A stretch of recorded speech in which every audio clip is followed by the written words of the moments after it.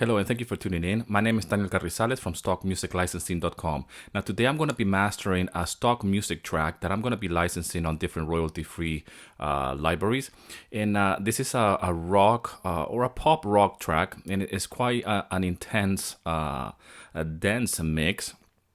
And I chose this particular track on purpose because even though it's a very good mix, it's still quite dense, and I wanted to have more punch. I wanted to have more energy.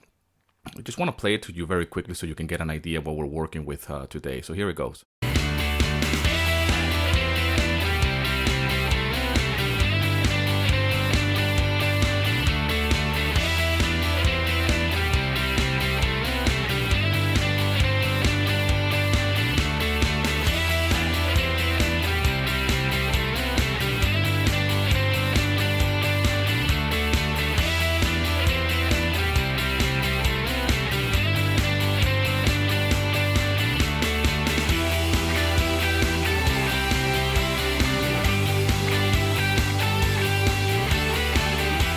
Okay, so this kind of a music track will work well with, I don't know, a sports video, some kind of action, or anything that will require a lot of energy. Now, notice here that the actual, we have a lot of headroom. So it's quite low, and you know, it's a good mix. I would like to have more energy, and I would like to have more separation. Now, the first plugin that I'm going to be using is going to be an EQ, and I just want to clear up a little bit of a boominess around this area, and just very quickly, nothing major, just a subtle movement. I have here a multimeter just to give me a visual representation of the frequencies and the levels. So let's see what can we do with this.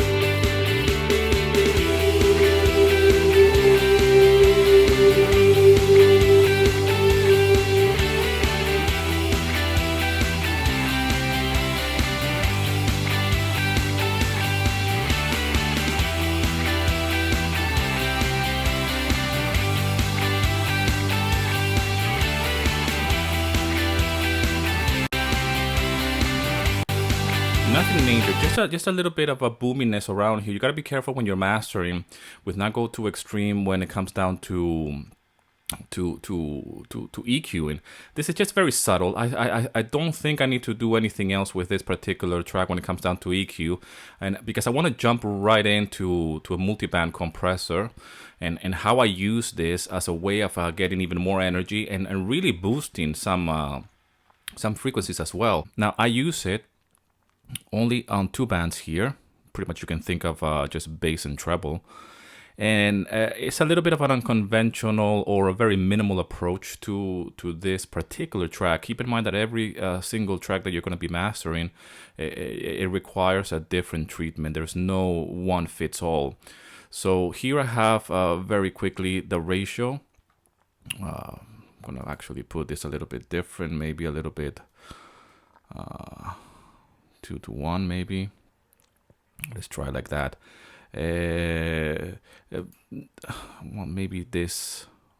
Let's leave it 1 there for now. You have to experiment, and I like to really break the rules when it comes down to mixing and mastering. I like to follow what my ears tells me to follow, and I like to listen and to see what this track needs, and I'm just going to use the multipressor as a way of adding energy to this particular track. And I want more definition. I want more overall volume. I don't want to compress it even further. It's a quite dense mix.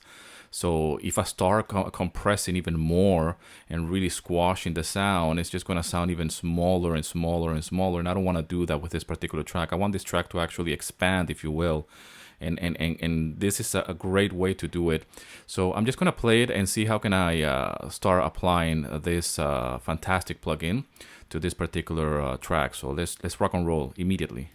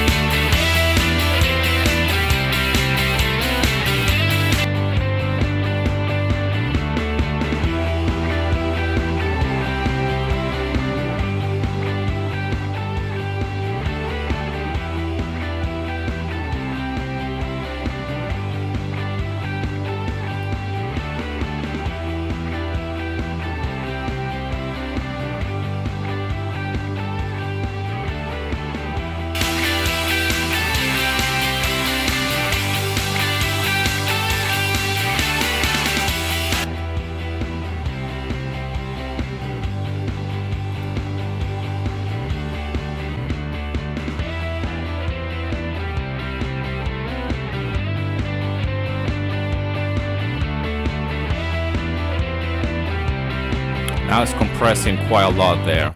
I want to be able to compress the lower frequencies, and I really want to separate that, and I want to I really want to like glue it together. So that's pretty much my sweet spot, I would say.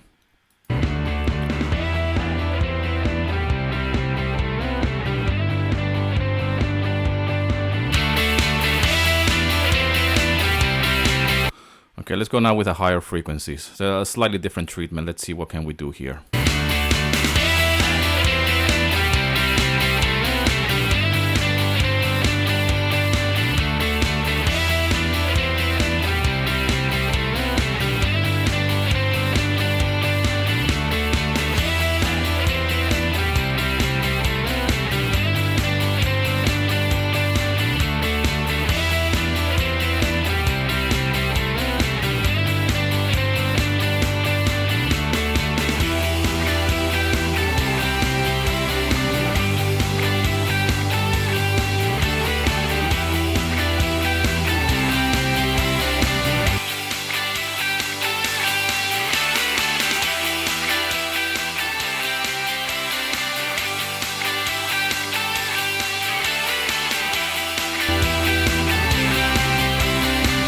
Slightly different treatment, a little bit more hardcore when it comes down to the ratio, and I just wanted, like I said, separation. So let's bypass this and see how it sounds, if it does anything to it. Very good.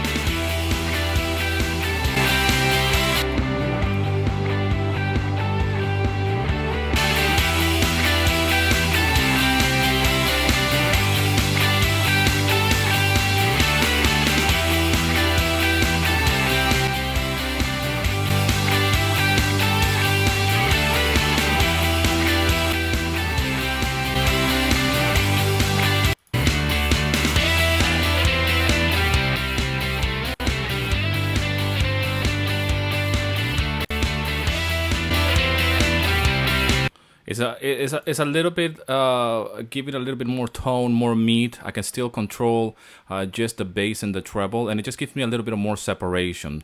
So after this, we're gonna add the famous limiter, and I just want to see how much can I do. I usually bring this to -1 just to have a quick insurance that it's not gonna be clipping. And I'm just gonna start bringing the volume up really, and see how much more powerful can it get. Okay, so let's do this.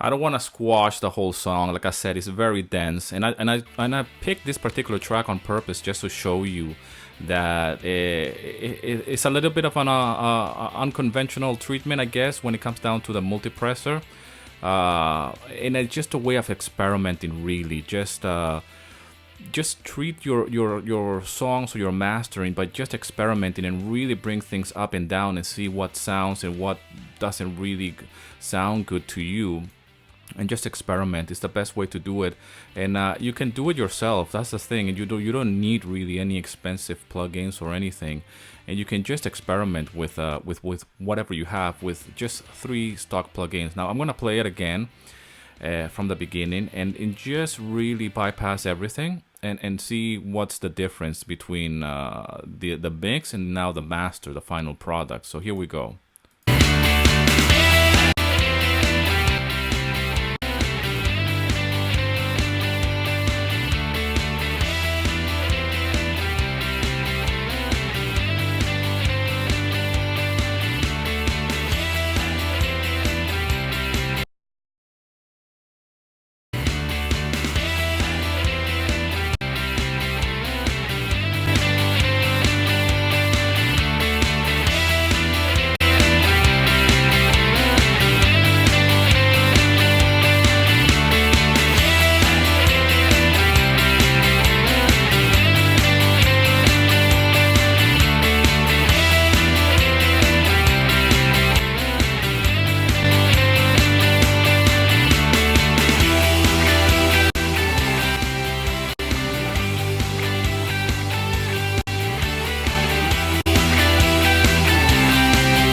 Hope this video is helpful to you, and again, just leave in the comment section what's your take on this.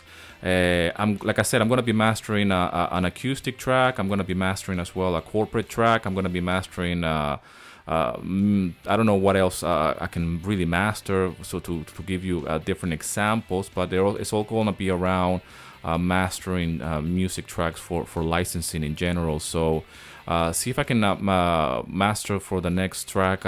Maybe we can master, I don't know, like an acoustic track, something a little bit more quiet, and see how can we approach this particular track.